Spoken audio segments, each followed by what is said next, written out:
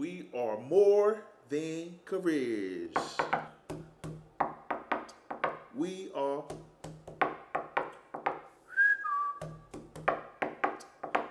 are more than careers.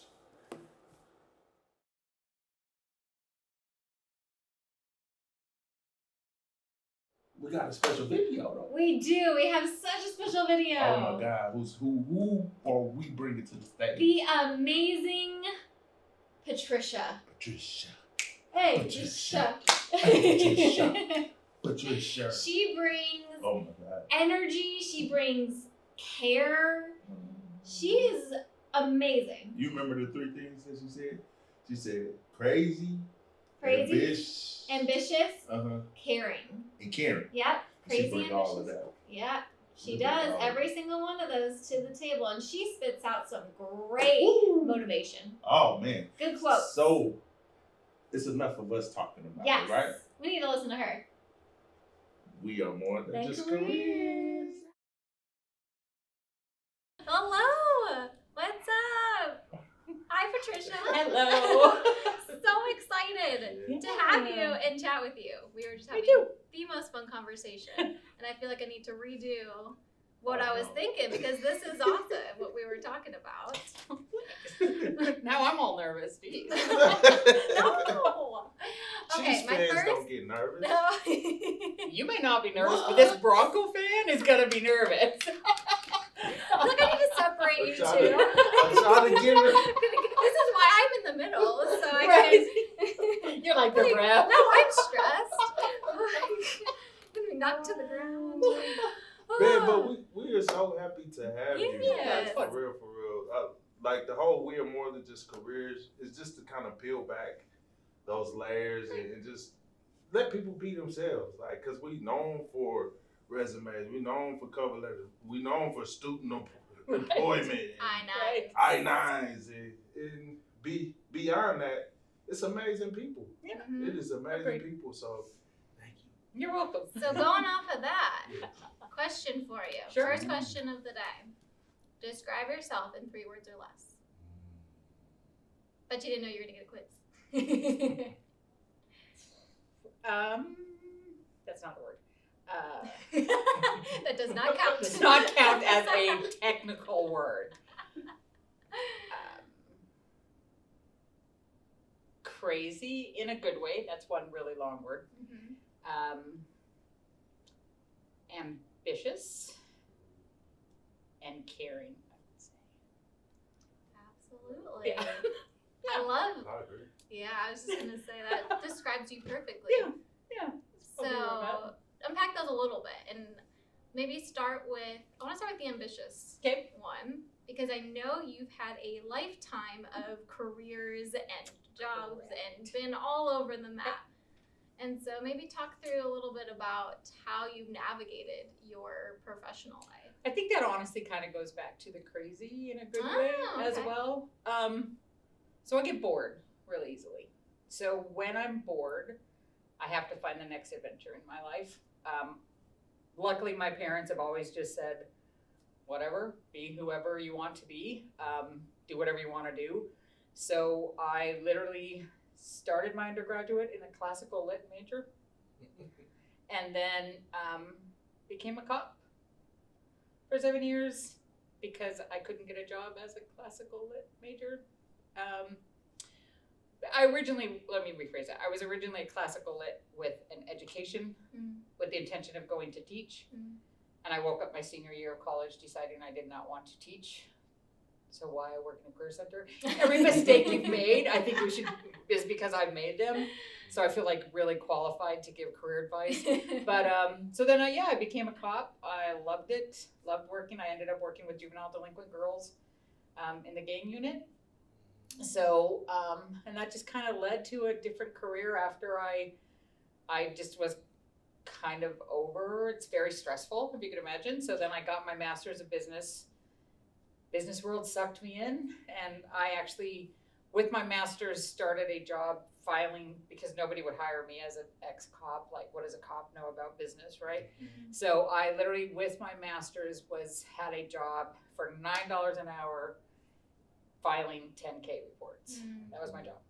In a library, huge library, just filing tickets.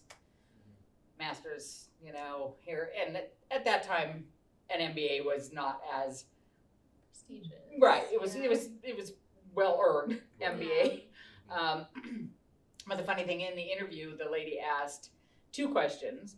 She said, well, where do you see yourself in 5 months? And at this point, I didn't think I'd have the job because, again, nobody hires a cop to work in the world of business. And I literally just said, well, in about 5 months, I'm going to have your job because why? Because my mom said I could be anything I wanted to be, right? So I'm like, why not? Why not? And so she just kind of laughed and was like, whatever. And she said, the other question, she said, what can you bring that nobody else can bring? And again, I didn't know what to say because I'm a cop trying to get a job. And I said, well, if anybody breaks in, I could take them down. Totally just like kidding and joking. Well, I got the job, and literally 5 months to the day, I became a manager. I had her position. She interviewed, she moved up. She said, you're the person I want. So I then literally became a manager of financial research for about 250 financial analysts, and did that for 3 years or so, managed them in the stock market. Then I sold everything I owned and moved to Japan because I was done. I got bored. I got bored. Well, and quite honestly, like my whole life has been back to that caring type of personality. Like even as a cop, they were always kids first, criminals second. Like I never had that reverse mentality that you see a lot. And so I've always been this caring. And in the business world, you don't get that a lot. So when I was a manager, again, back to the crazy part too, for some reason, I got this reputation of being called princess, which is so not. I am not princess-like. But all of my staff would bring me like the craziest, gaudiest crowns you can imagine. So I would wear a different one every day. Like walk around the office in these expensive business suits in this high prestige area with a Dollar Tree crown on my head.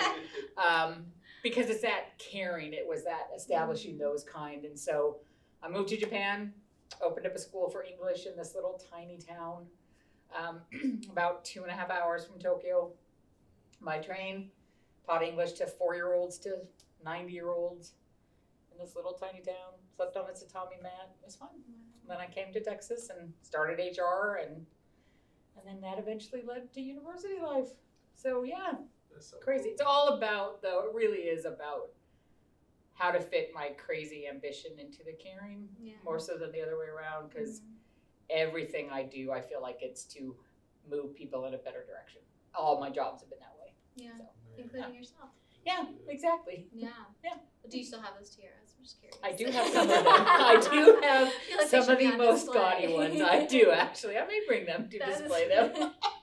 Wonderful. I expect to show. Yes, there were often competitions of who could present the gaudiest looking, cheapest tiara possible. Love it. But you kind of reinforce a message that we typically, preach here or talk about here, is that, careers are not always linear.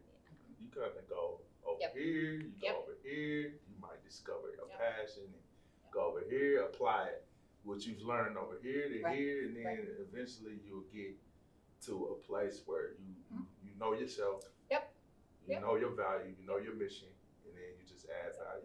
And it's funny because I teach all the students, because of course I teach in the College of Business now as well as this job, and I have been teaching with a different university's College of Business for 8 years now as well. But they're always, of course, in the world of College of Business, it's all money. And I always tell them the story that I used to make ridiculous amounts of money in the stock market. I mean, beyond comprehension type of money. And yet I still live paycheck to paycheck. Retail therapy is a real thing, but not in a good way. Because you end up spending money to satisfy your unhappiness in your 8 to 5 life. And so you spend all the money in your 5 to 8 life to try and make something happy. And so now I make literally less than half I started at my previous, now not even counting the bonuses and stuff. And I have a house, I have a savings, I travel everywhere I possibly want to travel. Well, pre-COVID, you know, and so it is that it all circles back around because I was not able to care about people in that role in the stock market like who I am. Yeah, You know. that's so cool. So yeah. So, what advice would you give to students or folks who are early on in their career, just based on the life that you've had? It's probably a very loaded question. No, but that's interesting. If you relate it back to the 3 words, so like crazy advice that I would give is to just jump. Like I always say, jump, because something will catch you. So when the opportunity comes to take a risk, to jump off a proverbial cliff, do it, because something will catch you. Maybe the ground, it may be a hard fall, or maybe you just lift it up. So just jump, take that risk. The ambitious side is really at this stage in your life, you have to start figuring you and not worrying about everybody else. Because our students are so often faced with, parents told me to do this, or professors told me I should do this, or that, and we're really inside, they want to be the world's best hairdresser. Right. Do you know what I mean? So it's time to really figure out your ambitions for you, and not what people are telling you your ambition should be. And then the caring, I do think we have to create a caring environment regardless of our job. And so I would say care about yourself and care about your coworkers. Just really, and your environment and your employer. You know, you could work in people talk about Google and Apple and all of those, but you know, those are environments where they've had to create a whole culture. And a lot of that culture is designed around that caring mentality. Now you'll hear stories, of course. Steve Jobs is probably not the best boss to work for if you read his stories, but the environment he allowed his managers and staff to create is what had created that caring. I want to go work for Apple. I want to buy Apple products, which I don't have, by the way. Not even a phone? No. I'm not Wow, an look at Apple you person. breaking the mold. I know. Me breaking mold. Yeah, just Kind of goes hand in doesn't hand. make sense. But I do want to, because you said crazy, you said caring, Yep. you said ambitious. Yep. But it's one that I want to add on to. Oh. What's it gonna be? It's one that I want to add on to that I seen. But this is a good one though. Oh, okay. That I've noticed. What were you expecting? I don't know. From a Chiefs You fan, don't you know. just Hey. don't know. Oh, I'm getting in between it. No, I'm just You kidding. better give me. No, you an advocate. Correct. Yeah. You are an advocate. Yeah. And I've Yeah. seen that, present. But I Even do think here. that, honestly that could incorporate all 3 of those, to be honest, because in the world we live in, if you are not an advocate for somebody, I think you're doing something wrong. Whether that somebody be your elderly neighbor, your coworker, your boss, whatever. But you honestly have to have a little bit of crazy to be advocate. You have to have a little of ambition. Like, I know that some people probably think I'm pushy or whatever, but everything I do, I always have somebody else in mind doing it. So if it's the career center, then it may seem like I'm pushing, but it's only to move the career center forward or up. But yeah, I will die for a lot of people if I had to. Yeah. Where did that come from? Like, how did that develop? Because that's a hard place to. I would definitely say my parents. My dad was a cop for 28 years, and never once drew his gun on anybody. Like, we had Christmas party where these criminals that people would view as criminals were invited to our house. You know, 'cause people need Christmas dinner. I don't care if you just got out of jail or my dad arrested you. So it was always that kind. Like, we never not helped somebody. And so I think, and then, like, I'm not gonna lie, the best thing that happened to me is deciding I didn't want to teach, and then what am I going to do? And literally just becoming a cop, because working with those juvenile delinquent girls changed your entire outlook on life, because they are kids who had nobody to fight for them. And so I really think it probably started there, and then it just grew into the world of business and where I am now. So, yeah. So you take care of a lot of other people. I do. How do you take care of yourself? Do Twinkies count? Let's see. They can count. Twinkies? You know, a lot of, I am always last on my taking care of list, which is a bad thing in a lot of ways. Because yeah, like right now, even personal life, it's, you know, I do all my mom's finances. I take care of my mom. I do all of that. And it was the same thing with my dad prior to his passing. But I think it really comes back to knowing where I want people or areas to go to. When I see, like, even if we're just talking about work, like when I see a student who I know has been struggling or whatever succeed at something little, that's me taking care of myself. That's how I feel it. So I have a lot to learn to take care of myself, because I am literally always the last person in my own consideration. So I do fun things like photography, travel, whatever, writing books that nobody here is going to read. We won't get into that for this. No, that's a topic for another time. Yeah, but there are things that I enjoy doing, but so much of my life has been that choosing to care about others, that I don't think about myself often. So we'll see. So how do you then restore your energy? Is it some of those fun things that you're saying? So travel would be it. Travel. I've also lived in 40 states and 7 different countries, so it's fun. That, and really just like being there, just meeting different people, doing whatever, jumping off cliffs. I have no regard for safety. So The risk taker. This is sport. Yeah. Like, what has been like the most exciting new experience that you had, you know, since you've been all over the. So I like to say I've died about 7 times. A lot of them animal attacks, which is funny. But the one that I think about most is I was berry picking in Alaska, because I did HR in Alaska for a while. I hired about 3,000 people for the national park system. And I was berry picking, and I thought it was a porcupine down below, and it wasn't. It was a bear.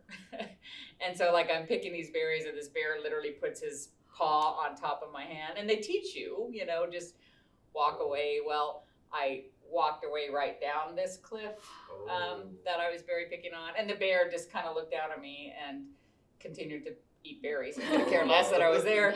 But the berries. I took about 4.5 to 5 hours because I had to crawl back, and I ended up breaking my back.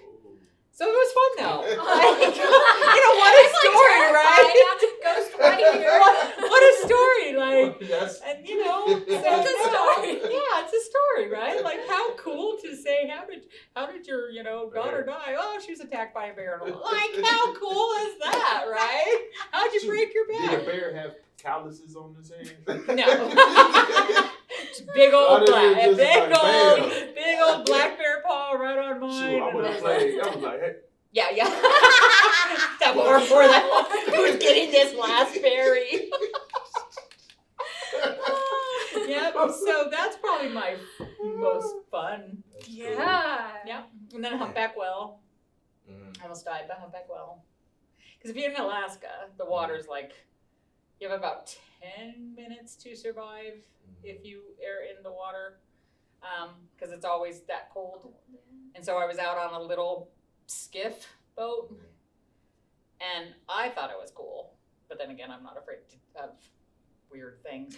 But the little captain of the boat, my friend, was like, just hold steady, and this humpback literally swam underneath the boat. Whoa, And so the boat was rocking really bad, and like from me to you was his eyeball, like whoa. just super cool. And I'm like, oh cool, and super excited. And then when we got back to shore and they were panicked and breathing, I was like, how cool is that? And he was like, we would have died, right? Because we couldn't have swam back to shore, we would have died. And I was like, oh, cool. So yeah, like I'm not afraid. Like I think you have to live a lot and not be afraid of jumping. Yeah. So yeah. Are there any things you are afraid of? Cement trucks. Wait, where does that come from? And mice. So Okay. so if a mouse ever drove a cement truck, Oh, I would probably be dead. I would probably have a heart attack. But So no Stuart Littles. No, Stuart, no. So ever since I got my driver's license, I have had a recurring nightmare that literally grew up with me. So like every car I have, every route I take, I have this recurring nightmare 3 to 4 times a month. And I literally get rear-ended and pushed into the back of a cement truck, and the cement buries me. So like even driving, like I will like not get near the end of a cement truck. Yeah. So I don't know if any mice have driven it, but But if they did. if they did, give me bears, snakes, Humpback bugs, whales. humpback whales, but a whatever. mouse. Yeah. Do you know where But the mouse comes from, or is that just the kind? All No, right. I don't have. I just. What if the Broncos mascot was a mice? What team is really gonna have a mouse? Really, name one team. One team that has a rodent. He can't even break. You know how they run out of the field. They What Yeah. team? Is there any professional team that has He can't a even break it rodent 'cause it's as so a small. mascot? They bring out the little box. Here's our mascot. You wouldn't. No. It would be done. And like, why are you scared of a rodent? I mean, like what kind of power on a football team does a rodent have? What if they win the Super Bowl though? Well, some people are scared of them, right? So. Yeah. Ooh. Okay, good point. Like, Still. now I feel bad. They don't like make a lot of like you don't think like power like Yeah. the Bears or you know You think of Chuck E. Cheese. right, which is scary. Actually, Chuck E. I Cheese was is scared kind of of him little. growing Yeah. up. Scary. Yeah. He's not the coolest costume. But This took a turn. I do want to talk about. You guys said this was not going to be your normal interview. This is the best. There you go. It is good.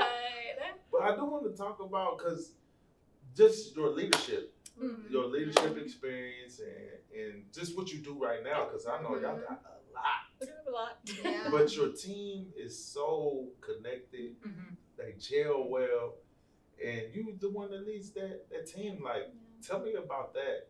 Like, what's your philosophy in leadership? How do you keep the team together? I think the number one thing for me, and this is what I've done my entire career, is I'm not going to ask you to do a job I haven't done myself or I'm not willing to do myself.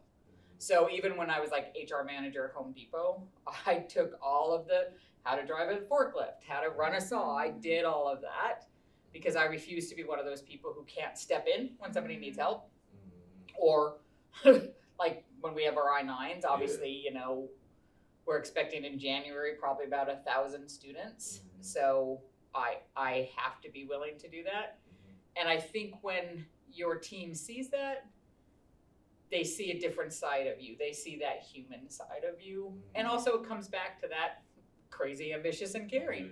Like everything I do here, ambitious-wise, really is for the Career Center, even though it may seem egotistical or centered on the student employment team.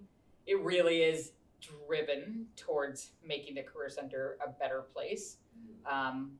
A place that like the coffee corner. Like I think that you know, I mean, you really took the lead on that when I just threw out that suggestion that, hey, you know, we got these 1,000 students sitting here. And, you know, that's the kind of stuff that I just think is ingrained in me, back to that caring, Yeah. honestly, back to being a cop. I mean, Yeah. when I was in the stock market, it was funny because I was given the team, when I got this promotion to be manager, I was given a team who were on their last leg before you get fired.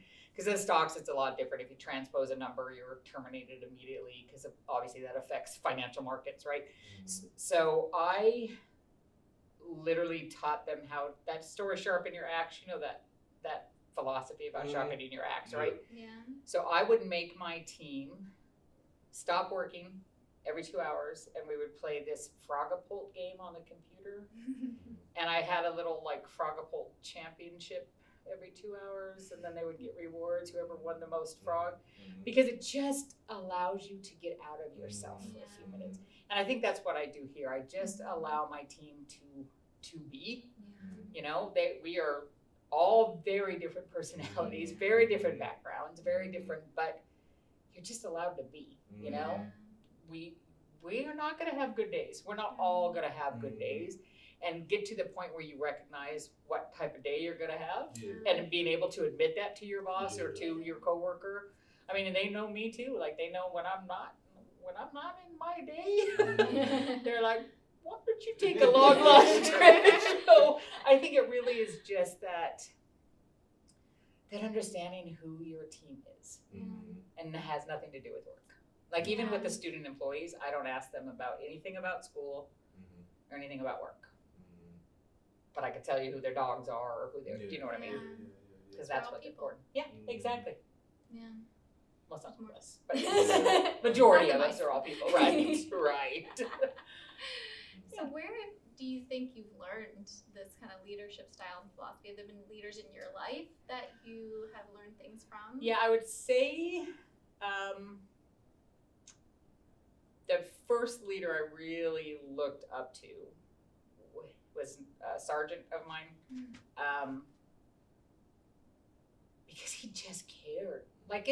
It's hard when you think about working in a prison, right? Cops aren't supposed to care about prisoners. He just cared. He cared about all of us. And then on night shift, it was terrible. Again, the craziness came. But on night shift, we would, when there weren't people to take care of, we would play roller derby in the office chairs. And he was right there with us, or we would play, we had this horseshoe shaped check-in desk. And so it would be baseball in our office chairs. In fact, we just suggested we do that. I think it's a great idea. Yeah, but an office chair jousting with pool noodles. Oh, Wouldn't that be fun? So fun. Christmas Party 101 right there. But he really did just care. In fact, this will never be said again. He is the only person in my life who has ever called me Patty, because I didn't have the guts at that time to correct him. And then when we became friends and respected each other, I still didn't have the guts, because he's the only person. That's it. The only person in my life that has ever been able to call me Patty, and I will respond. So yeah, probably him. I would say. That boy of respect right there. Yep. Like that. So is there a piece of advice that has stuck with you that somebody has given to you? Oh, I know I can't say word for word, but it really does come back to that leadership style, that know your people, know them inside and out. And even it comes to the students, even teaching, I don't teach to a syllabus, so I probably shouldn't say that out loud, but I don't necessarily teach to a syllabus. I teach to what the students are needing at the time. So it may be hey, I'm panicking because COVID hit, or maybe, hey, I'm about to graduate and I have no idea what I'm doing with my life, or hey, the Chiefs lost again and it's really upsetting my emotional ability. So I do think it's more about understanding. I can't work because the Chiefs lost. I have no money to pay for my Starbucks bet. Bad scenario. Anyway. But yeah, I think it really is just I hate the term leading by example because we could have bad examples. Yeah. So, but I really do think leading by heart is probably the better way of doing it. And that's all of the good leaders I have probably led by heart more than example. So I would say that if you had to quote it, would probably be it. Yeah. Wow, I just got like chills. Yeah, That was man. amazing. Well, I love that. even the I think cheap you stuff. just quoted that, so I might take that. That's as fine. a You piece of can advice in the absolutely future. steal it. Patricia Sure, there you go. said. Sure, steal it. It's okay. I'll give you credit. That's and that's the other thing. I don't need credit. Mm. Like I always joke with my team that, oh, I just let you guys do the work and I steal all the credit. I could care less. Yeah. I could care less. If it's student employment, if it's Hannah, Leandra, a student that comes up, I am never going to take credit for that because it's not a one-person decision. So, yeah. So you don't have to give me credit. It's okay. I will, but It doesn't bother. It's all good. But you speaking of just like emotion, and I feel like you have a very emotional strength through vulnerability. Oh, yeah. That I some cry people a are lot. afraid, especially on the workplace, afraid Yeah. to share It's a their very- emotion, and that's a natural Yeah. thing. And that's one thing that I do admire. You know, just your willingness to just put yourself out there and be vulnerable physically. Because I guess if you're not willing to do that, how do we expect any kind of relationship, even in a short 15-minute, half an hour appointment with your students? If you're not willing to be vulnerable, how do we expect them to be? Yep. Because they are at their most vulnerable state, Yeah. whatever that word is, state, right? Yeah. And so I used to be embarrassed that I cry a lot, and then I was just like, you know what, that's who I am. Yeah. I am a very passionate, Yeah. very passionate person about Yeah. whatever I'm doing. And that passion does come out a lot. Yeah. And that's why some people may completely disagree with my Yeah. style. They may think I'm pushy or whatever, but it all comes down to that I am okay. I am okay not getting credit. I'm okay crying my eyes out. I'm okay, like this student I had today, flat out told him, I love you. I am okay with that. Yeah. I know she's going through a hard time. So I am okay expressing that to her. Yeah. Because I do. Yeah. Like, Well, I think that's a great place to wrap it up, but I do have one more. uh-oh. Just it's a quick question, but I don't know where we're gonna go with it. Not football related. Okay. What is next for Patricia? Oh, gosh. So assuming I win the lotto or, this sounds so cliche and so anti what we tell our students, but I don't have it next. I just let it happen. So if I win the lotto, who knows? If what I just let things happen. So yeah, I don't think about what tomorrow could be, Mm-hmm. I will tell you if I win the lotto, I'm moving to Ireland. So that would been be decided. the first thing I do. But no, I really don't.